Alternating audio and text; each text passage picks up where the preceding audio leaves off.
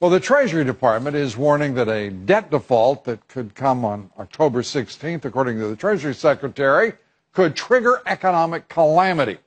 We're here tonight to expose the debt ceiling truth, if we may, tonight. To put it in perspective for us, the government has, first of all, revenue per month of $250 billion. The debt interest payment is $30 billion. And President Obama has the power to prioritize spending and pay not only the debt interest, but Social Security, our service members' salaries, Medicare. And joining us now to guide us through all of this is David Stockman.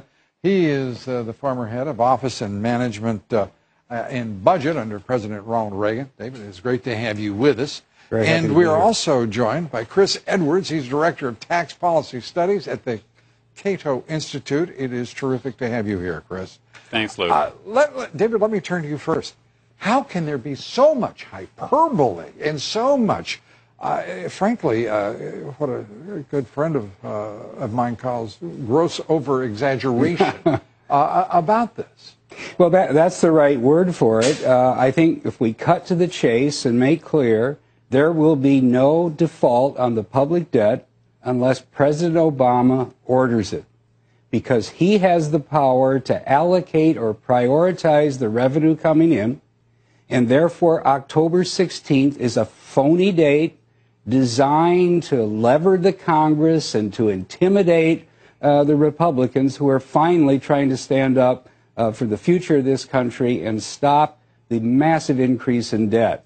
Now, there is no constitutional feature that says he can't allocate if we're out of debt ceiling. There is no law that says he can't. And I can't imagine the Supreme Court is going to step in with a restraining order and say, you can't use 10% of the revenue coming in to pay the debt, and then beyond that do some other things. Now, why is the Beltway so strongly opposed?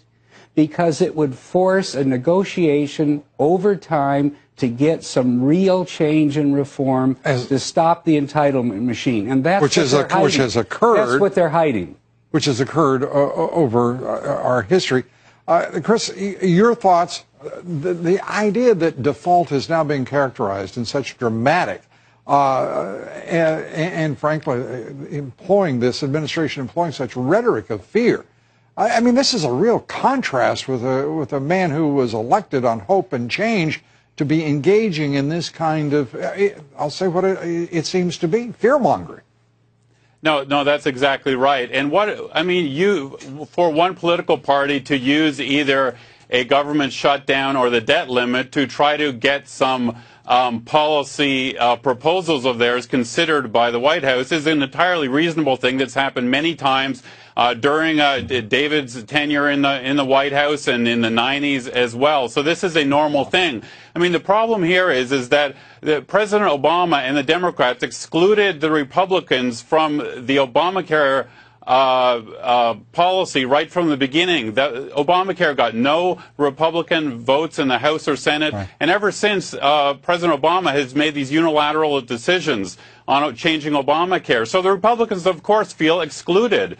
And so they are doing what I think is reasonable, is they are using the leverage that is available to them to try to get some changes in this bad law. I want to talk to you both about the position that there have been two reports. We talked earlier with Congressman Doc Hastings, who said that there is no baked-in deal on the continuing resolution or a number, and that the shutdown will go on because the leadership is absolutely committed to maintaining their position and that there is solidarity.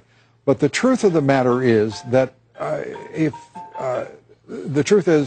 that there is no way in the world this can go on beyond the date 17 October if the Republicans don't feel they're going to win in the public opinion polls.